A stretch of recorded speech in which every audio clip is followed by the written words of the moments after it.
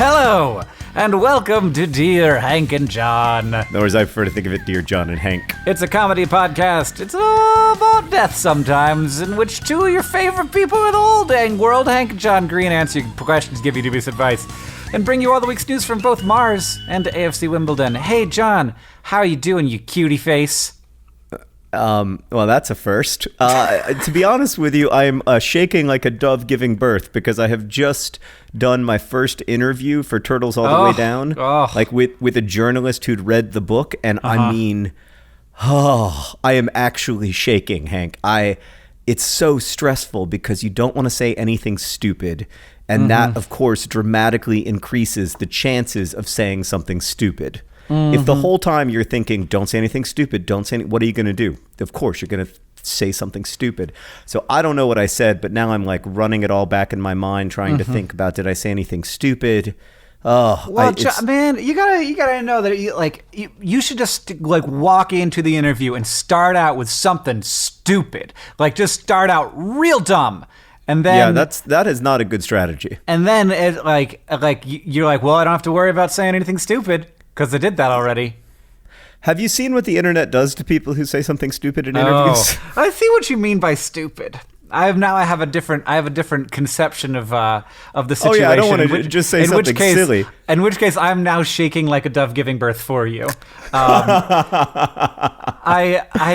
don't really understand the idea of a dove giving birth, but I imagine anything giving birth, you got to quiver a little bit.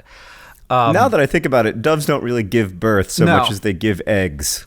You know, John, there's a book that I read to Oren frequently. It's called If Animals Kissed Like We Kiss Goodnight.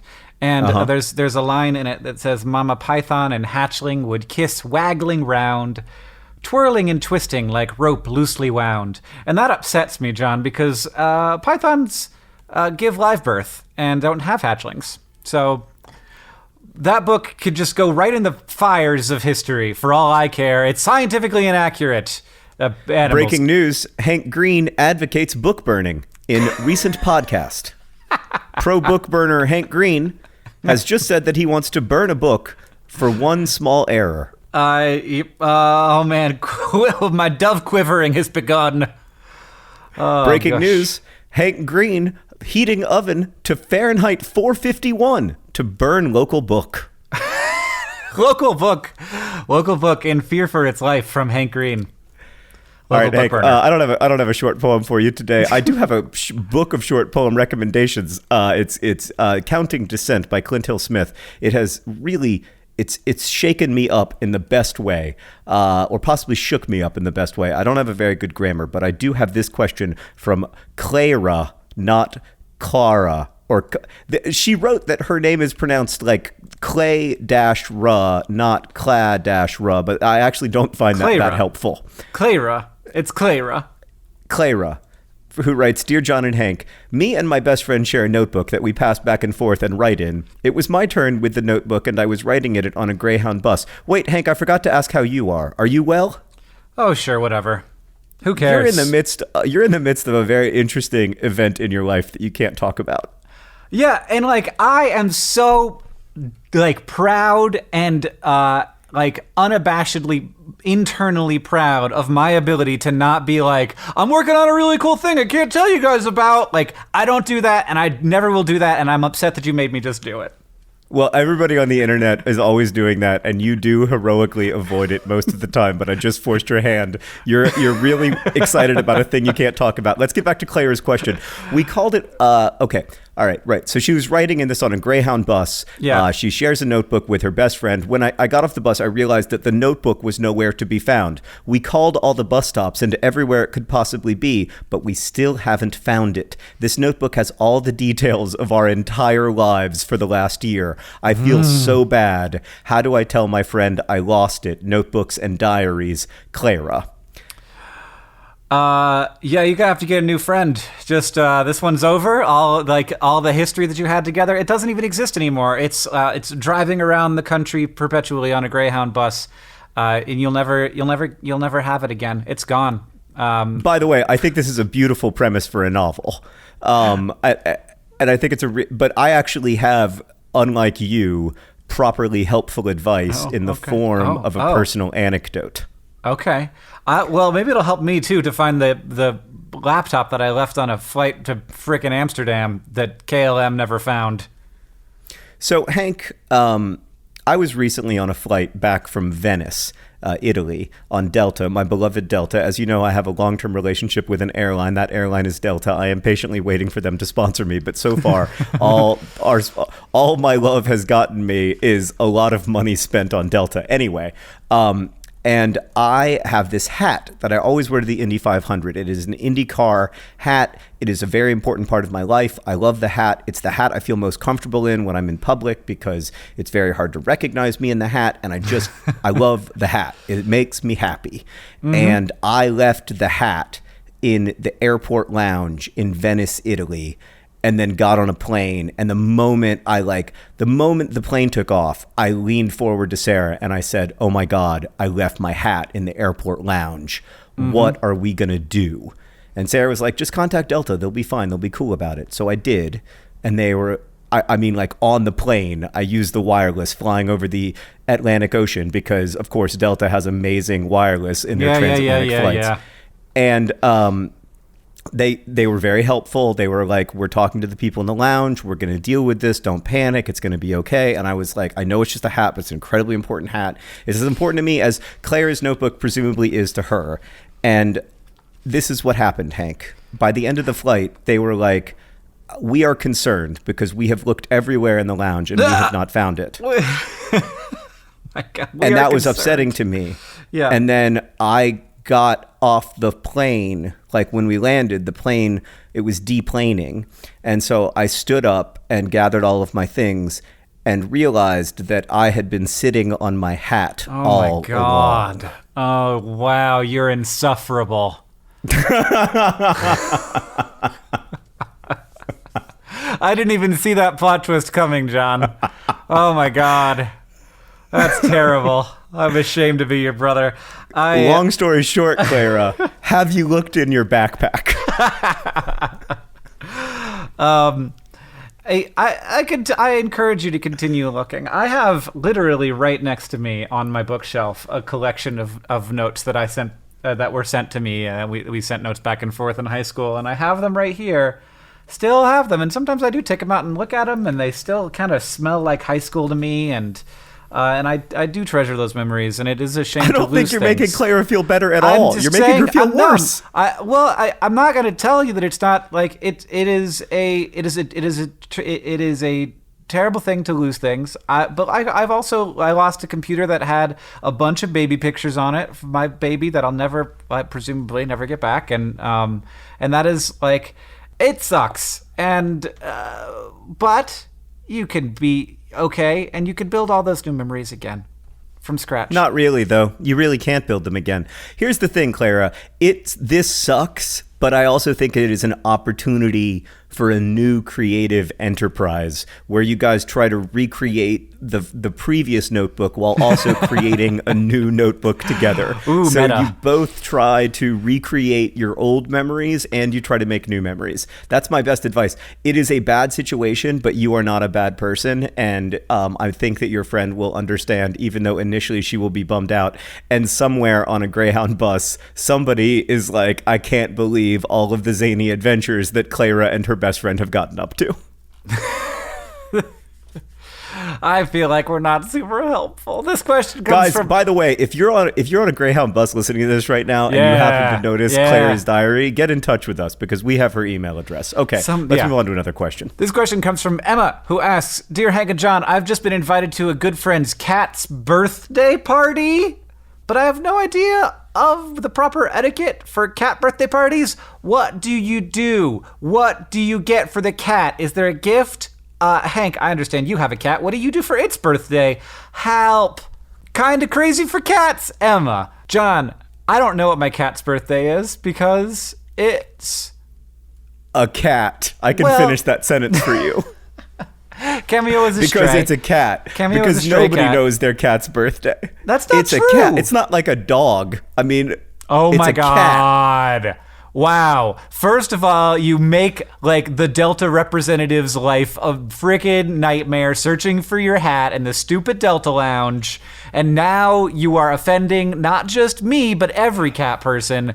Why are you making it so hard to be your brother?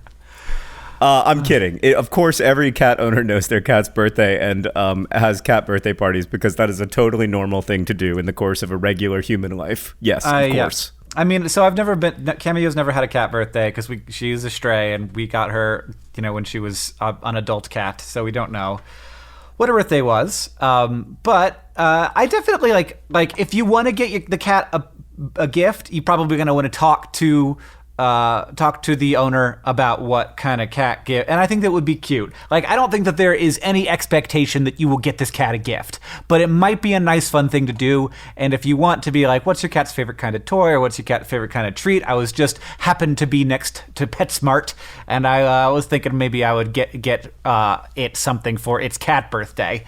But this is just an opportunity for your friends to hang out. Like, that's all it is. Right. This is a celebration of friendship and a cat. And so just go and have a good time and don't worry too much about the etiquette. Hank, I have to ask this very important question. Okay. It's from Nat, who writes, Dear Brothers Green, recently I had one of those moments where I was suddenly confused by a phrase that I've heard a lot but never properly thought about. What do we mean when we say something can be seen from space? When talking about the Great Wall of China or the pyramids, we sometimes hear that they are visible from space. But where in space does that mean? From the ISS? If so, with the naked eye or with a big telephoto lens? Photos on Google Earth are taken from space, but they can show, like, license plates. Thanks preemptively for helping me make sense of this, Nat. I love, yeah. So yes, there are definitely places in space where you can't even see the Earth. Like the vast majority of space. Almost all of space. The whole Earth is not visible. The sun isn't visible. The Milky Way galaxy isn't visible. Great point, Hank. So that's a good point. But where does space start? There's a place. It's 100 kilometers up. We've defined it arbitrarily. It's called the Kármán line. So I guess it means if you could see it from the Kármán line, right, then you can see it from space. And I don't know how high the ISS is, but it's not super high. So that's sort of like generally also like where the space shuttle is, where the ISS is. If you can see it from there, that's mostly what they're talking about, because that's where most of the eyeballs have been in space, is at the ISS. Speaking of which, by the way, according to the internet, the Great Wall of China is just barely visible from low Earth orbit and cannot be seen from the moon. But many man-made objects can be seen clearly from low Earth orbit without magnification, including some dams and city lights and stuff. Yeah. Yeah, it is interesting that the Great Wall of China for a long time was thought to be the only object you could see from space that was made by man, but then it turned out that you couldn't really see it, and there were a bunch of others that you could. Right. For instance, you can see the Bingham Canyon mine, an open pit copper mine. Oh, you sure can. Yeah, that's a big. I wouldn't necessarily call that a structure so much as the opposite of a structure. It's a hole. Destructured. Yeah. There's some pretty big holes, John. We have made some pretty big holes. I mean, if there's one thing that human beings are good at, it is moving Earth. Yeah. Yeah. Do you want to know? I don't know where I have told this story. I think I made a YouTube video about it once. That's what it was. There was a test question, and it was like a geography test for maybe elementary school, and it said, "What is the most powerful force on Earth?" And I think that the teacher was looking for maybe water, which shapes a great deal of the surface of the Earth. But the student had written love, which I then went on to argue that probably, in fact, love being the thing that has created so many humans in both a metaphorical and a rather physical sense, that maybe love is the most powerful force on Earth, considering how fast people are affecting it. This question comes from Julio, who asks, Dear Hank and John, I have a question for you brought all the way from Guatemala by the magic of the internet. I'm taking a medicine that is only applied on the skin, and my body absorbs it. I don't have to take any actual medicine or put it anywhere inside my body, just on the skin. And that made me wonder, if I stick my arm into a jar of orange juice, will I get all the vitamin C I need? Thank you. Arm in orange juice, Julio. Oh, that's a great question. Hank, can I avoid scurvy just by sticking my arm in a giant vat of orange juice? I don't know. I bet you definitely could if you like stuck your eyeballs into it, which on second thought is not a great idea. If I like opened up my eyes inside a gigantic pool of orange juice and just let the vitamin C seep in. Yeah, you'd probably get enough vitamin C doing that. I don't know if you'd absorb enough of it through your skin. There's different kinds of compounds that absorb more readily through the skin, and I don't know if vitamin C, I think it's ascorbic acid, probably wouldn't be one of those. But you know, anything is going to go through to some small amount. Wait, are you saying that the skin is like a total? I was thinking about this because I used to wear a nicotine patch back in the days when I was trying to quit smoking. Before I discovered the magic of Nicorette and went on to chew Nicorette for 7 long years before finally quitting Nicorette. Anyway, I was thinking about that. At least all that happened before vaping, John, and you didn't have to do that instead. That's true. So I was thinking about it because the idea that my skin is not an impermeable sort of structure that protects me from the world is deeply upsetting to me. Like, there's something horrifying about knowing that like medicine can seep in through my skin, because that means other things can too. Yeah, I mean, it does seem like there's this definite barrier between the outside and the inside, and your skin is considered by some to be the largest and most important organ in your immune system. It is, like, obviously without your skin, you are much more prone to infection. But, you know, molecules are very small. They're much smaller than bacteria, for example, and... ascorbic acid is a very small molecule, but there's certain things like how hydrophobic something is or how hydrophilic something is that can affect how easily and also how large the molecule is. That can affect how easily it goes through the skin. But that's the nice thing, is to remember that like the size of a molecule and the size of a bacteria are on completely different scales. So like having a poison or a medicine go into your body through your skin is very different from having some like foreign invader do it, which really does need a chink in the armor there. So you're saying that my skin will at least keep the bacteria away from my body, even though my body is still crawling with bacteria, literally and figuratively. Yeah, on all the parts that are covered in skin, yes. Great. Wonderful. Thanks for reminding me about all the parts that aren't covered in skin. Hank, before we get to another question from our listeners, we have to quickly pause to say that we have received the most extraordinary email response I think we've ever received in the history of this program. It came from Bree, who wrote, "Dear John and Hank, recently a person named Bree sent in a question with a sign-off that was something to the effect of completely lacking a sign-off. As a Bree, I just want to let this Bree and all Brees out there know that there is a best sign-off for us. It is float like a butterfly, sting like a brie. Hope this helps. Float like a butterfly, sting like a brie." Good holy God, Hank. Oh, man. I cannot believe that I missed the opportunity to name Alice Brie. I am riddled with regrets. Brie is a good one that there are opportunities there. Like there are Brie rhymes, but I'm wondering like how many like name specific sign-offs we can get. I wouldn't mind if we had a section on next week's podcast that were like that, but with other names. Right, and this week in name-specific sign-offs. Yes, exactly. That's a great idea. So we're at hankandjohn@gmail.com. If you have anything occur to you that you would like to send to us to share, because I really do like this trend. This next question. I love the idea of it. I want a name-specific sign-off, and I don't have a good one. Sometimes when people ask me how I spell my name, I always say green like the color, John like the Baptist. That's something. But it's not as good as a name-specific sign-off. No, yeah.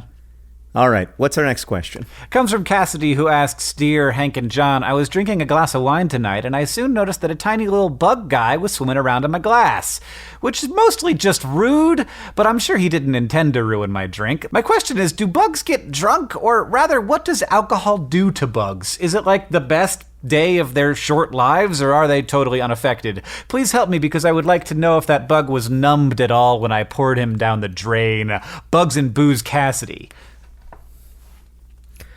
Yes. Yes. That is my guess. My guess is that bugs do get drunk. Bugs do get drunk. They've done some research on this. They did some bee research where they exposed bees to ethanol and saw that their behavior was affected. It wasn't necessarily the kind of things you might expect. Like, they weren't like extra gregarious, or they just did less. Mostly, they did less of everything. They were just lazier. Oh, man. Bees.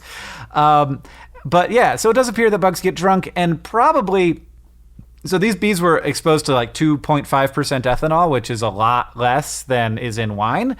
So there's a really good chance that your fly was pretty wasted by the time he hit the drain. So he may not have even been able to have survived that level of alcohol poisoning. So you basically did him a favor, except that probably he just died of alcohol poisoning in the drain. So it's not like just being inside of a drain immediately kills you. Unless there's a garbage disposal down there. I don't know how you did it. What a way to go. Just died of alcohol poisoning in the drain of Cassidy's sink. What a good life. Yeah. That's how we should all be so lucky, Hank, as to die like that bug did. Oh, no. I want to die not in a drain and not of alcohol poisoning. Those are my two requests today. Oh, man, I've got so many more requests for how I don't want to die. Sometime I should introduce you to my top 10 list of how I don't want to die, except that I know that if I do that, I'm too superstitious, because I know that if I do that, that I'm going to be stuck with one of those deaths. And then when, like, the Indianapolis Star publishes my obituary, they'll be like, he died, in a drain of alcohol poisoning, just as he begged not to in episode 108 of Dear Hank and John. Yeah. Oh, I did actually recently read a story that was exactly that. Like, the person who said that they didn't want to die in a certain way at a certain age, and they died that way at that age. And it was a bummer. I'm going to say it again in the hopes that I can bend the universe to my will. I want my last words to be, this sure has been an amazing 145 years of perfect health.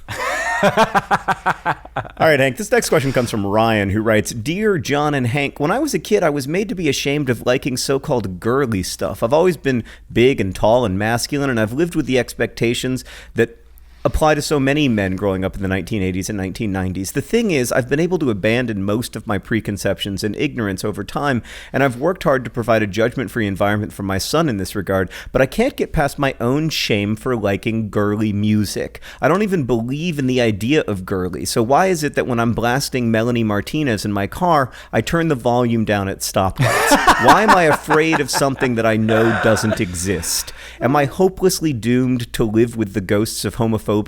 Any help would be appreciated. Still trying to figure this part out. Ryan. P.S. Love the show. You guys have played a big part of my re-education. I'm very grateful. Give a hug to all the folks who work behind the scenes for me. Thanks again, and sorry for lying about my name. Oh, Ryan. You're better than that. You're better than that, Ryan. But that was very nice. That nice little message there. That's very sweet to think about all the people who work behind the scenes. That's very nice. I also want to say that why am I afraid of something that I know doesn't exist is one of the great questions we have ever been asked, and I do not think we will be able to approach an answer today, Ryan. But that is a beautiful question that I would not mind having tattooed on the inside of my wrist. Yeah. Pulling up at a stoplight is a really weird interaction where you know the person next to you is there and they know you're there, but you're in your own sort of separate private box spaces. And I feel sort of separate, sort of different about it when I'm on a bike. If I'm on a bike and I pull up next to a car at a stoplight, I'm kind of like, hey, I'm basically in your car now.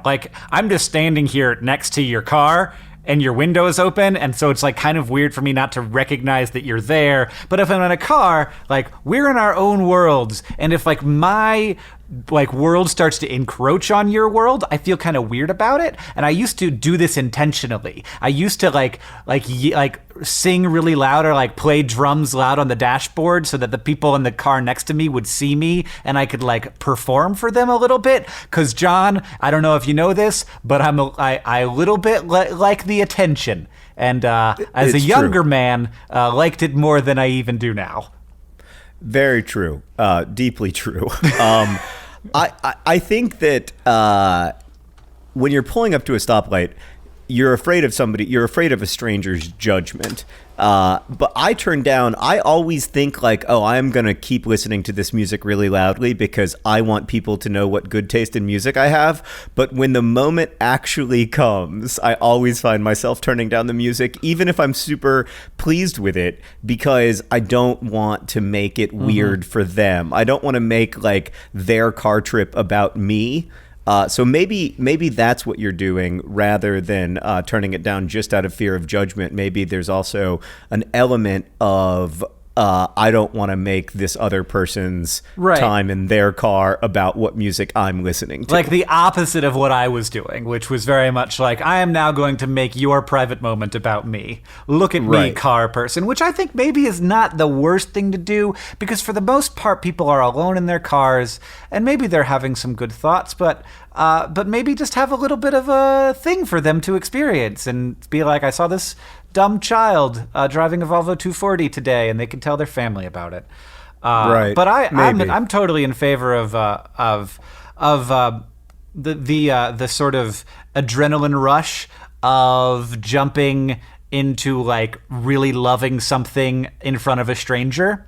And that's always going to be a little bit scary, but I think that it is something that I would like to see more of. I would like to see more people loving things in front of me.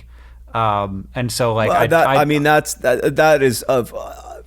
can be taken out of context so much easier than what you said about book burning. And it's so much more disturbing. I don't even know how to process it. I'm so bad at interviews. Like, oh my God.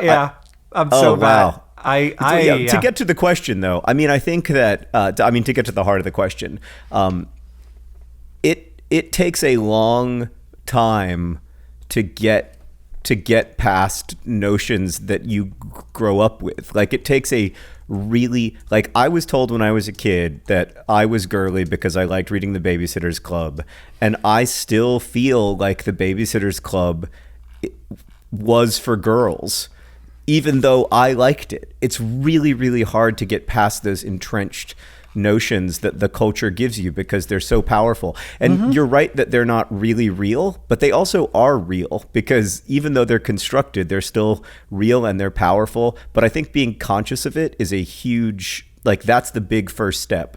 And then the second step is slowly dismantling it over time within yourself, you know, but it's work and it takes time, I think. This podcast, of course, it's a good time to mention, is brought to you by slowly dismantling cultural preconceptions over time inside yourself. Slowly dismantling cultural preconceptions within yourself. Hard, time-consuming, but recommended. It would be great if ideas like that, Hank, could actually sponsor podcasts. Maybe in the future. Today's podcast is also brought to you by Cat Birthdays. Cat Birthdays. John supports them, and he apologizes for whatever he said that offended cat people. I love cat people. Please buy Turtles All the Way Down, available at probablyscientturtles.com right now. This podcast additionally is brought to you by Quivering Doves. Quivering Doves. Apparently they give live birth. I got that line from my friend M.T. Anderson, and I don't know, when he says it, it's so extremely compelling, but then when I say it, I just sound kind of like a doofus. I just assumed it was like Emily Dickinson or something. It was so lovely. I know. Well, that's how M.T. Anderson speaks. He speaks constantly as if he is inside of an Emily Dickinson poem. He's one of the most eloquent people I have ever encountered. Hank. Yes. We also have an actual sponsor today. We do. It's Hover.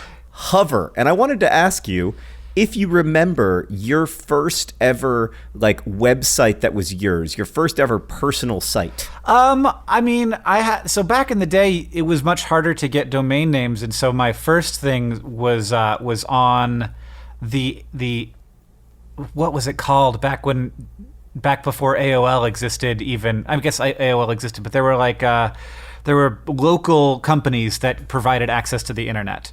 And so we had one of those, and like they let you put stuff on their server at it was IAG.net. It was the Internet Access Group, was the one in Orlando, and then they had a slash, and then you could put in your own little name there, and that is where I had my Mars website.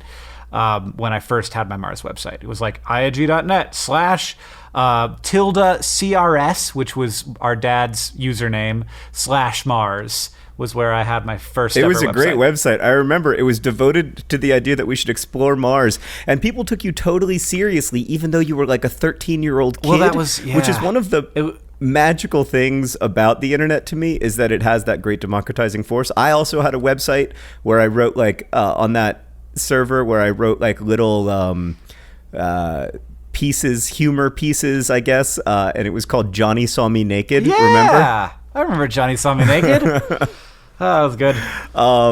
Yeah. So anyway, we bring that up because Hover does for people and for the internet what we had in our first websites way back in the day. It lets you create a space that's for you, and that isn't controlled by any other social media, but that is reflective of you. And you can use any of the classic domain names, because now you don't have to use IAG.net. You can use any .com or .net, or they've also got, everything from .design to .pizza. And if you use our promo code, you can get 10% off of your first Hover purchase by going either to hover.com/DearJohn or presumably to hover.com/something else, but we don't have to talk about that.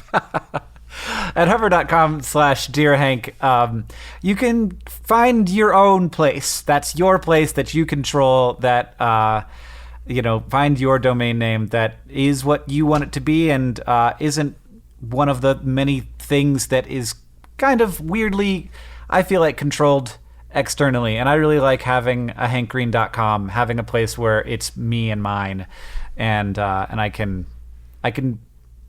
always know that I can control that, and that can be mine if I need it. That's right. All right. So thank you to hover.com for sponsoring today's video. Again, that's hover.com/DearJohn. That is the best way to get 10% off of your first purchase, and find a domain that names your passion. All right, Hank, let's answer one more question from our listeners. We've got to get to this one. It's important. This question comes from Alejandro, who writes, Dear John and Hank, I'm a 17-year-old undocumented immigrant in need of dubious advice. Last week, I lost my job for the second time this year due to my legal status. I dropped out of my high school at the end of my junior year because my parents wanted me out of the house by the end of the summer, which is fast approaching. Today, I found out my DACA application was denied, and I am headed to the hospital to check on my 16-year-old brother who has leukemia. In short, my life is a mess.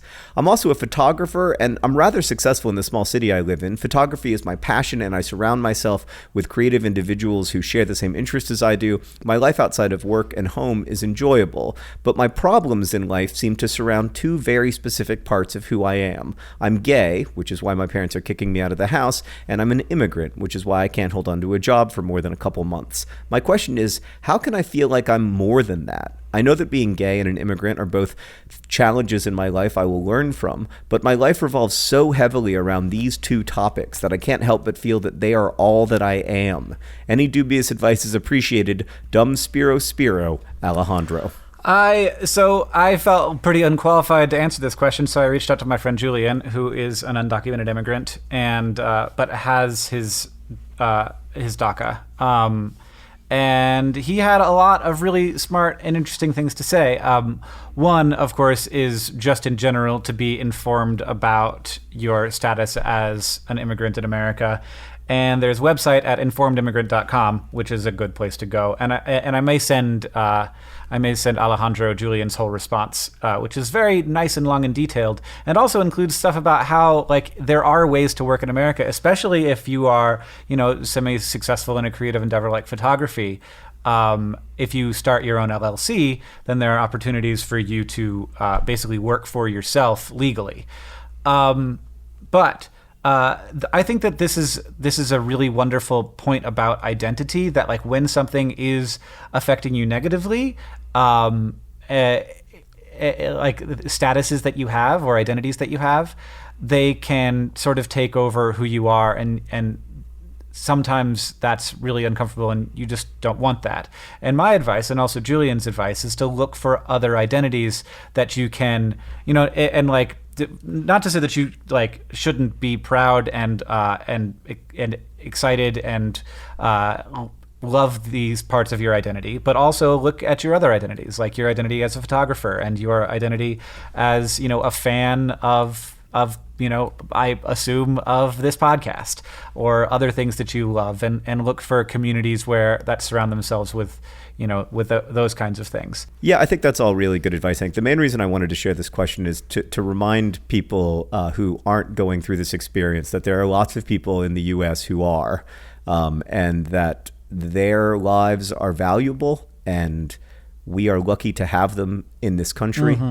And yeah. That is all. Thank you, John, and thank you, Alejandro, for writing in. And best of luck, and I'll get you in touch with Julian. He has some good thoughts and ideas that hopefully will be helpful. And he asked me to get the two of you in touch.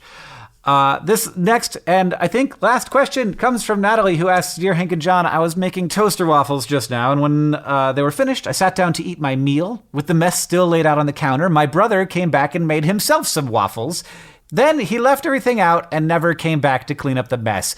Who should have to clean it up? The person who first made the mess or the person who was last with the waffles? Keep in mind, petty sibling feuds are a real thing, so compromise probably isn't an option." Natalie.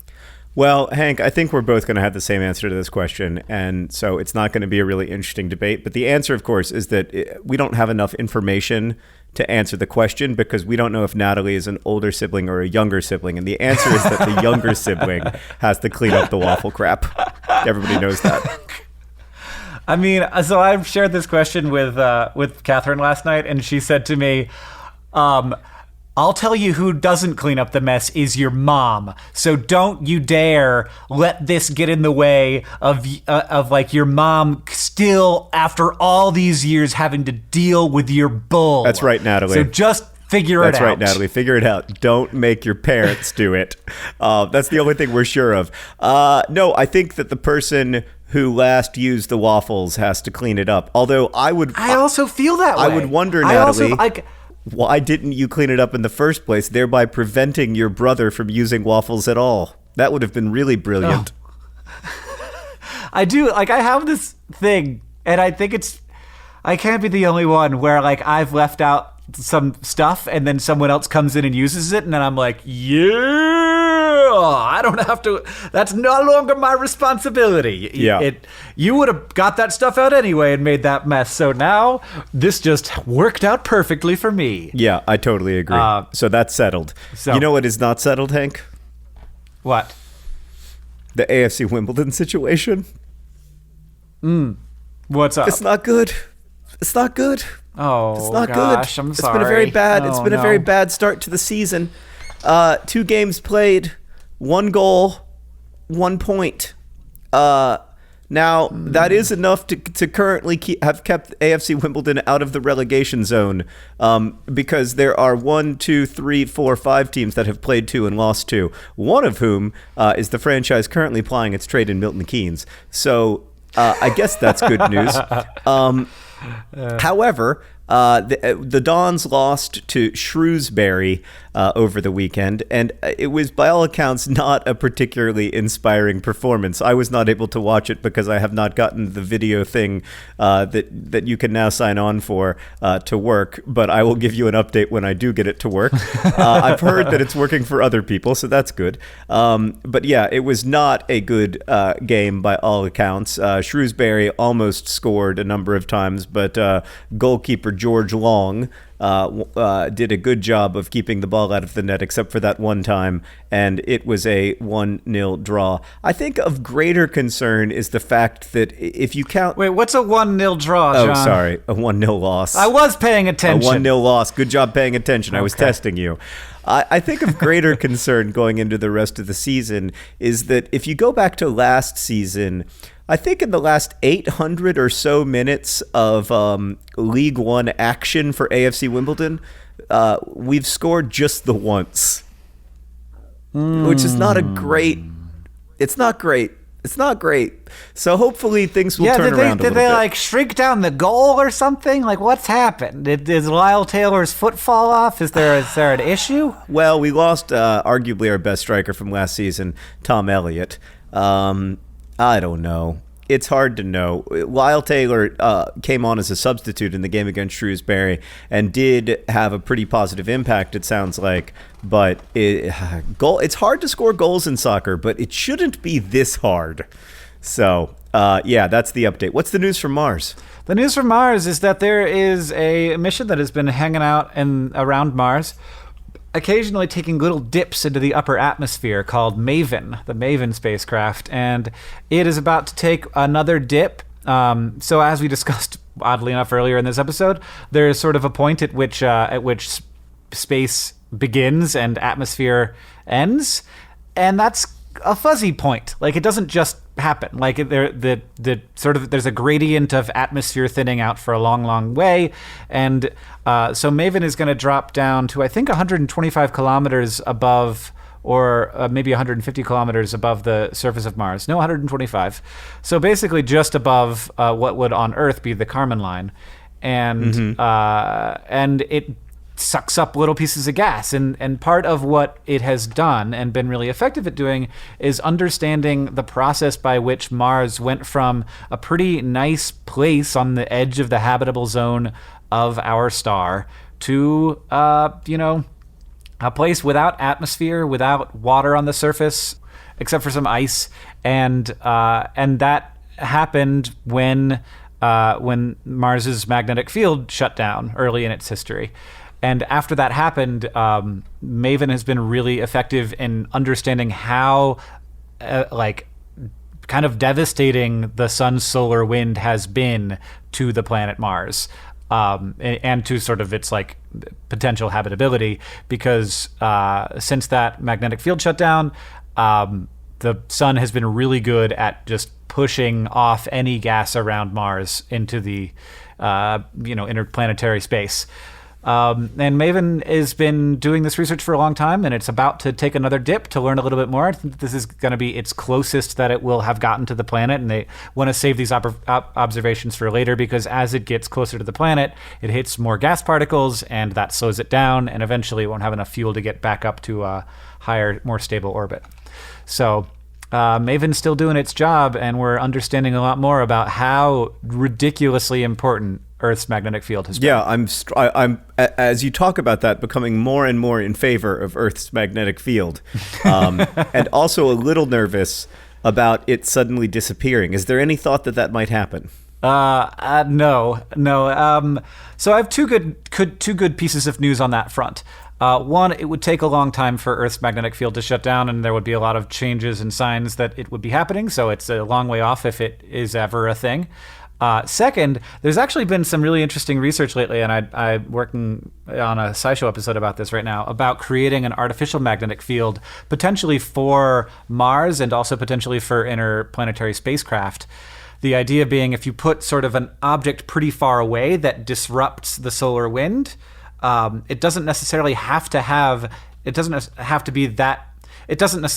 be that huge of a magnetic field generator to sort of deflect those particles so that they won't end up hitting Earth, which would also be a great thing to have, because our magnetic field protects us from the vast majority of solar high energy particles, but when there's a large flare, it can have negative impacts on Earth. So that could be a potential kind of failsafe to protect ourselves. And I'm super into the idea of protecting ourselves from that here on Earth. Also when we're traveling between planets where you don't have any protection at all, and also when we're on the surface of other planets that don't have magnetic fields. I mean, I can't wait for the future. I know that I'm not going to be around for any of this, the crazy intergalactic future. We probably don't have an intergalactic future, but the crazy interstellar future. Yeah. But I truly do believe that it's going to happen. You think that there's going to be a crazy... I believe that if we could just make it through the next 200 years, we will have an interstellar future. Wow. That's a cool thought. I mean, I think that we will explore interstellar, we will have interstellar exploration. It is very hard And of course, science fiction has dealt with this in a lot of different ways, but it's hard for me to imagine getting humans to another star. That is an engineering feat. But maybe. I don't know, man. I mean, who among us would have guessed that we would have a incredibly reliable Toyota Corolla, you know? It's true. I mean, sorry, at this point, I'm reaching out for any sponsorship opportunity I can find. I just want a free Toyota Corolla. Oh, I mean, John, but we've got Hover, so you can't say nothing. We got it going on. We got That's Hover true. at hover.com/dearhank. Or hover.com/dearjohn. Hank, thank you for potting with me. You can email us, by the way, at hankandjohn@gmail.com, or you can find us on Twitter. I'm John Green. Hank is Hank Green. I don't like Twitter much these days, but I do go on there. Yeah, I do too. And if you got good sign-offs, name-specific sign-offs, we'll be very interested in seeing those. If you got any for John specifically, apparently he's in dire need. This podcast is edited by Nicholas Jenkins. It's produced by Rosianna Hulse-Rojas and Sheridan Gibson. Our social media and community manager is Victoria Bongiorno, where you can find out more about what she's up to at patreon.com/dearhankandjohn. And as they say in our hometown, don't forget to be awesome.